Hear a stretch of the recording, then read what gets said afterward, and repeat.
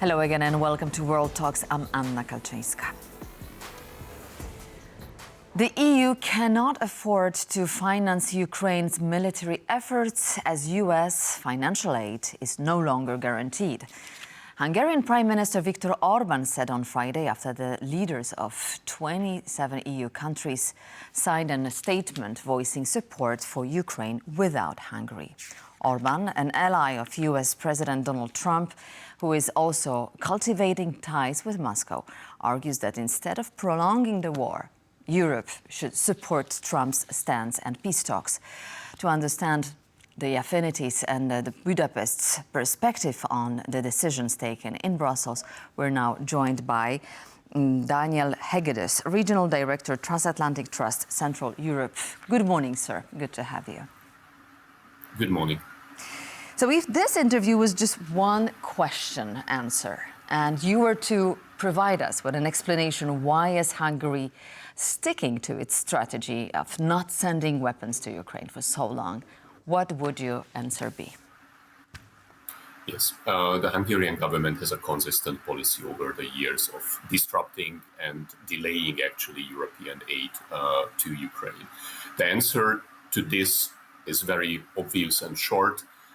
We have a government or a regime in Hungary that is deconstructing democracy, building autocracy, and in order to support that, aligned itself with authoritarian great powers at the global stage. First and foremost, the Kremlin, and throughout the Ukraine conflict, when it could serve the Russian strategic interest. So, what happened on Thursday was obviously the pinnacle of those activities, but nothing surprising in this very consistent behavior.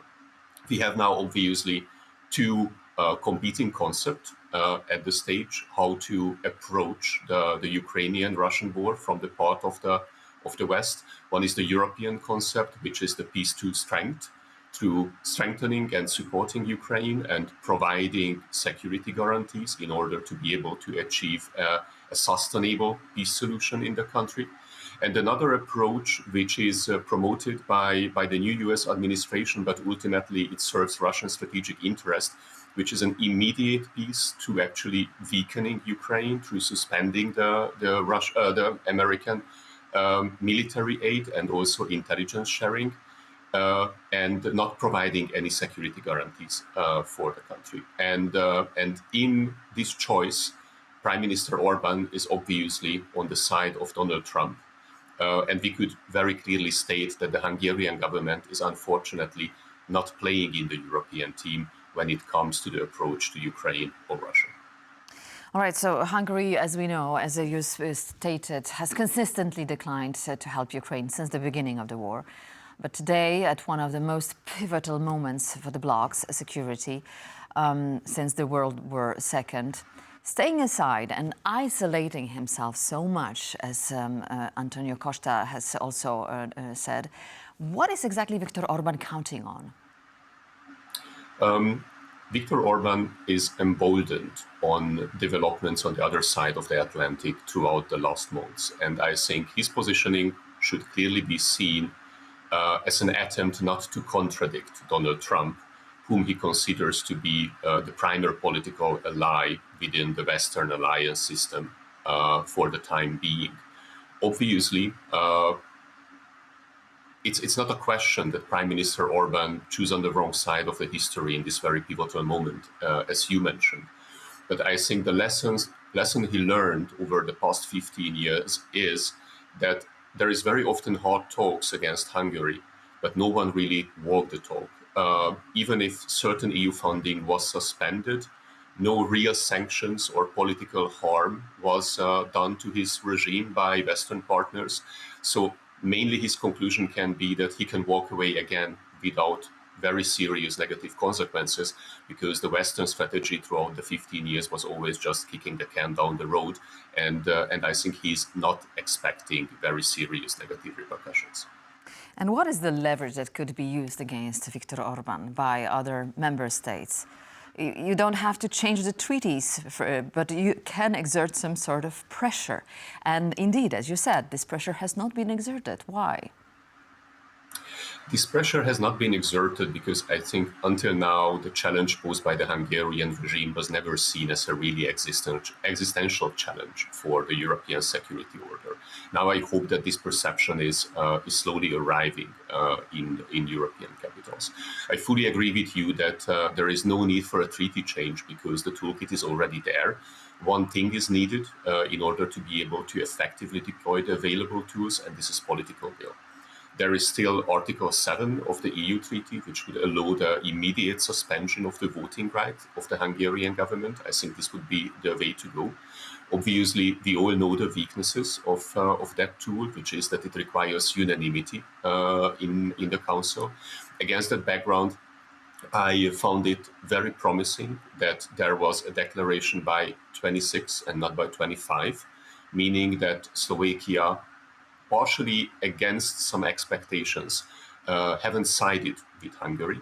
Still, I cannot imagine that, for example, Robert Fico would vote for the suspension of the voting rights of the Hungarian government, but we all know how unstable domestic political situation in Slovakia is.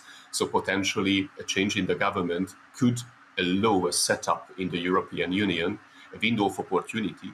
And if EU member states act fast, then I think there can be a solution to this recurring disruption and blockade of Hungary when it comes really to provide strategic answers to the most burning challenges of the European security order. Hungary faces elections next year. Viktor Orban remains in power since 2010. What are the prospects for a change in Budapest?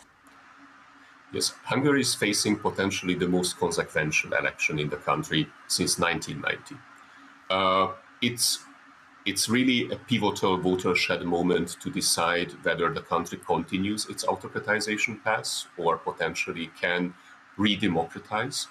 And it's also a watershed moment to decide about the geopolitical anchoring of the country, whether it returns to the European core and will be part of the very constructive Central European alliance, which was built by Poland, Czechia, and the Baltic states over the past 2 years, or it remains a disruptor. And first time since 2010, there is a very serious domestic challenge to Prime Minister Orban. The opposition party Respect and Freedom, the Hungarian abbreviation is TISA, is leading in the polls. And even if the elections won't be free and fair, because the incumbent party has a huge strategic advantage through the control of the media, through the overwhelming superiority in resources, there is a very good chance that the opposition party TISA can win. The problem is that while Orban is seriously under threat domestically, he is emboldened internationally by developments in the United States and by Russia's assertiveness. So what we see is not only a very concerning situation through Hungary's influence in Europe, it's also a very concerning situation whether Prime Minister Orban won't radicalize his authoritarian playbook, whether there will be no more suppression against civil society and media in the country, and whether or not even the freedom of the elections will be in some way at stake.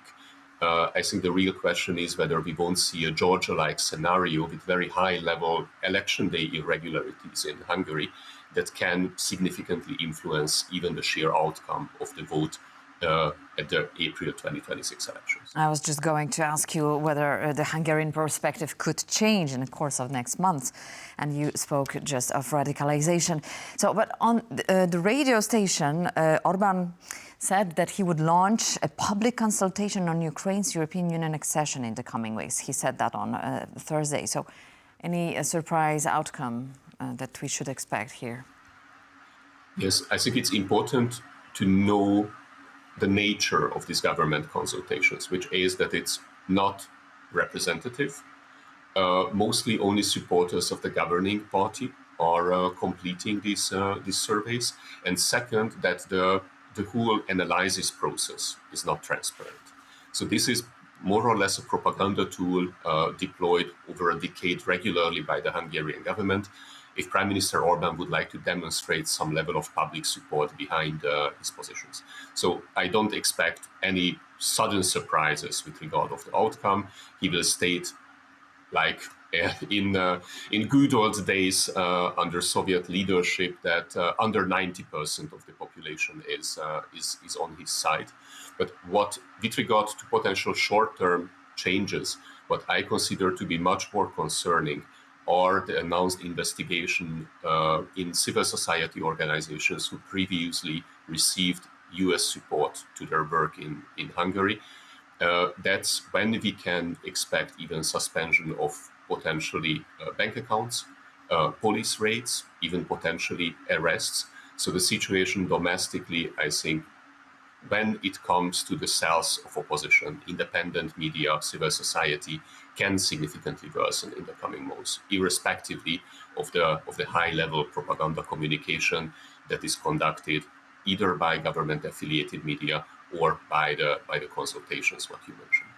So the situation remains to be followed internally in Hungary. Another quotation from Orban: "Today I may appear I have vetoed, but within weeks they will come back and it will turn out there is no enough money to fund Ukraine." So this kind of defeatist narrative apparently is not working among EU leaders who backed the funding and the military aid for Ukraine. But exactly how effective has Hungary been so far in throwing a spanner in the works of EU decision-making system?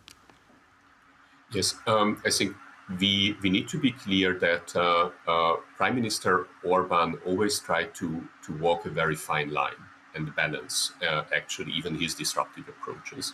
Hungary never went as far, for example, to block and veto the prolongation of the sanction packages against Russia. This was on the vote actually last time in June, and the Hungarian veto could have been resolved in a situation that the Russian assets could have been unfrozen, and Prime Minister Orban, I think, very wisely stopped before doing such radical moves. In contrary, for example, at the end of 2023, early 2024, Hungary delayed almost 3 months long the 60 billion EU financial aid package to Ukraine, exactly in the time period when the American large financial aid package was also in limbo in the Congress. And obviously, that delay significantly weakened Ukraine's ability to resist the Russian invasion. During the negotiations of the previous almost 15 Russian sanction packages, Hungary always tried to water these packages down, seek exception for certain Russian persons, companies who had Hungarian ties, or potentially through whom he could just be able to do a favor to the Kremlin. Hungary also opposed Ukraine's EU membership until at least this situation was solved at the level of the European Council by European leaders asking him to drink a coffee in the corridors while the voting is taking place in the room. So we see this recurring pattern. If the question is, what's the level of damage Hungary can cause, the main issue are Prime Minister Orban's considerations. What resistance he can find and what can be the negative repercussions, and ultimately how he sees the ability of the European Union to stand up. And here my concerns are that I think Prime Minister Orban is a very rational and pragmatic politician, and definitely not ideology-led. But there is one certain ideological thread, I think, over the past 15 years in his acting, and this is his belief in the demise of the West. He has constantly underestimated Western resolve and readiness to protect Ukraine over the past 3 years. And when we see actually European leaders rallying around the flag in a very surprisingly positive, fast and constructive way over the past couple of weeks, to strengthen European defense capabilities, to support Ukraine, I fear if he continues to constantly underestimate the prospects of European responses, he can make more radical steps in order to serve the agenda of the current US administration for a fast peace that potentially won't last long and won't be And sustainable. weaken Ukraine. Ukrainians. Thank you so much. Daniel Hegedüs, Regional Director, Transatlantic Trust, Central Europe, was our guest this morning. Thank you so much for being with us, sir. And that concludes this edition of World Talks. But please stay tuned to TVP World for more.